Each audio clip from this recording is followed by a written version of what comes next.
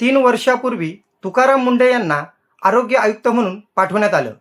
तेव्हा त्यांनी प्रथम डॉक्टरांची रेफरन्स सिस्टम बंद केली. सरकारी दवाखान्यात काम करणाऱ्या डॉक्टर मोफत उपचार सोडून पेशंटला त्यांच्या खाजगी दवाखान्यात रेफर करायचे. हे खाजगी दवाखाने एकतर या डॉक्टरांचे स्वतःचे किंवा पत्नीचे किंवा नातेवाईकांच्या नावावर असायचे. या निर्णयामुळे अक्षरशः मोठमोठे दवाखाने बंद पडण्याची वेळ आली. यामुळे डॉक्टरांची मोठी लॉबी सक्रिय झाली आणि त्यावेळचे आरोग्य मंत्र्यांना त्यांनी हाताशी धरून या लॉबीने तुकाराम मुंढे यांची बदली करावयास भाग पाडली. त्याआधी तुकाराम मुंढे कुठे कुठे गेले आणि त्यांच्यामुळे कुणाकुणाचे धाबे दणाणले हे आपल्या सर्वांना माहीतच आहे. पण तुकाराम मुंढे मुख्य प्रवाहात कुठेही नको म्हणून त्यांची रवानगी आता नवीन आणि फारसे प्राधान्यक्रम नसणाऱ्या दिव्यांग विभागात सचिव म्हणून करण्यात आली. आजपर्यंत फारसं कोणी लक्ष न दिलेल्या या वेगवेगळ्या संस्थांना दिव्यांग कल्याणासाठी कोट्यावधी अनुदान देणारा हा विभाग दिव्यांगांच्या एका प्रमाणपत्राच्या आधारावर सरकारी नोकरी देणारा असा हा विभाग. पण इथेही आजपर्यंत कधी झालं नव्हतं ते दिसायला लागलं. तुकाराम मुंढे यांनी बोगस दिव्यांग प्रमाणपत्र बाहेर काढायचा धडाका लावला. या सर्व कार्यवाहीत दिव्यांगांसाठी काम करणारे बच्चू कडू नाराज झाले. अधिकाऱ्यांची लॉबी सक्रिय झाली आणि ज्या संस्था कोट्यावधीचं अनुदान लाटत होती त्यांचेही धाबे दणाणले. तुकाराम मुंढे यांची कदाचित बदलीही होऊ शकते. पण दिव्यांगांच्या हिताचे काम सुरू झाल्यानंतर नाराज झालेल्या 2 लॉबी कोणत्या आहेत, बच्चू कडू यांचा युगो का दुखावला आहे, त्याचीच माहिती मी या व्हिडिओत आपणास देणार आहोत. नमस्कार, मी पत्रकार दीपक चंदे. आपण पाहत आहात मशाल न्यूज नेटवर्क. नव्या वादाला निमित्त आहे बच्चू कडू यांनी तुकाराम मुंढेंवर जाहीर व्यक्त केलेली नाराजी. महाराष्ट्रात दिव्यांगांचा एखादा प्रश्न असला की आजपर्यंत दिव्यांगांसाठी बच्चू कडू एकमेव आशाचे किरण असायचे. कोणतीही तक्रार असली त्यावर अधिकारी काम करत नसेल तर बच्चू कडू यांचा एक फोनवर काम व्हायचं.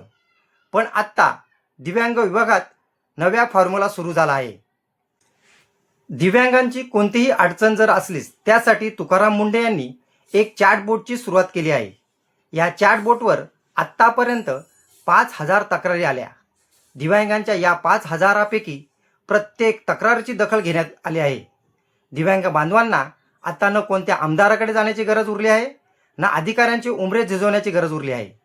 ज्या कामासाठी दिव्यांगांना आत्तापर्यंत राजकारण्यांची मदत घ्यावी लागत होती ते काम तंत्रज्ञानाच्या माध्यमातून सोपं होऊन गेलं आहे.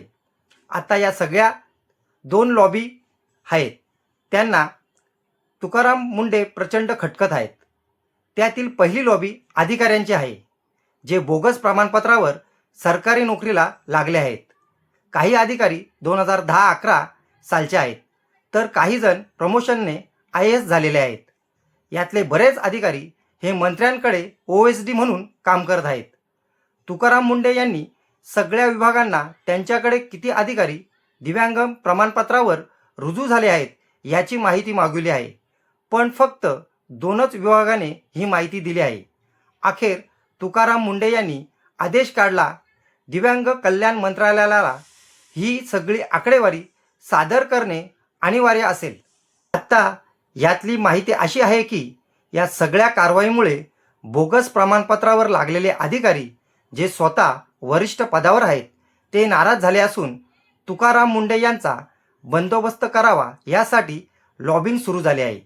तुकाराम मुंढे यांनी सर्व विभागांना आदेश दिले आहेत की 3 महिन्याच्या आत सर्व दिव्यांग कर्मचाऱ्यांच्या प्रमाणपत्राची फेरपडताळणी करा. जर बोगस लोक बाहेर काढले तर खऱ्या पात्र दिव्यांगांसाठी हजारो जागा रिक्त होतील. जर त्यांनी बोगसगिरी केली त्यांच्यावर शिस्तभंगाची कारवाई करण्याची मागणी त्यांच्याकडून आजवर घेतलेल्या पगाराचे व सवलतीचे वसुली व्याजासकट करण्याचे आदेश तुकाराम मुंढे यांनी दिले आहेत. ही झाली पहिली लॉबी. पण अजून एक दुसरी लॉबी तुकाराम मुंढे यांचा बंदोबस्त करण्यासाठी हालचाल करत आहे. ते म्हणजे दिव्यांगांसाठी बोगस संस्था चालवणाऱ्याची. गेल्या 13 वर्षात तब्बल 900 संस्थानाची नोंदणी रद्द करण्यात आली आहे. यातल्या 363 संस्था गेल्या वर्षभरात तुकाराम मुंढे यांनी बंद केल्या आहेत. संस्थांवर टाच येण्याचे कारण म्हणजे सरकारी नोकऱ्यांमध्ये तो 1.4%चा धक्कादायक आकडा. सुमारे 17.5 लाख सरकारी कर्मचारी आहेत.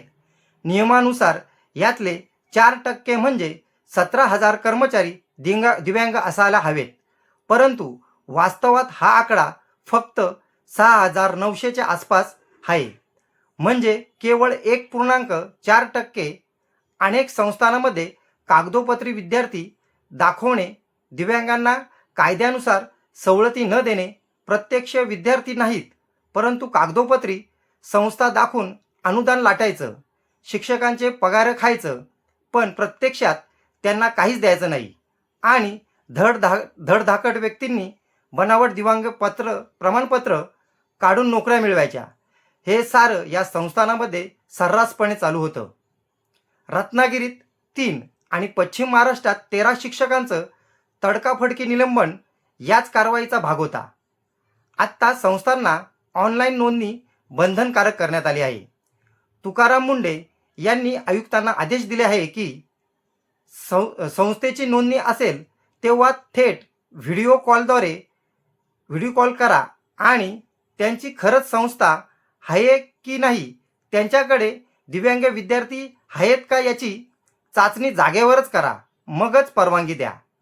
28 फेब्रुवारी 2026 पर्यंत ज्या संस्था ऑनलाईन नोंदणी करणार नाहीत त्या संस्था कलम 91 कारवाई करून कायमच्या बंद केल्या जातील. तुकाराम मुंढे यांनी या संस्थेच्या वर्मावर घाव घातला आहे. या संस्थांना सरकारकडून दिव्यांगांसाठी निधी दिला जातो, परंतु हा निधी खर्च झाला की नाही याचा आजपर्यंत निष्पक्ष ऑडिट झालं नव्हतं.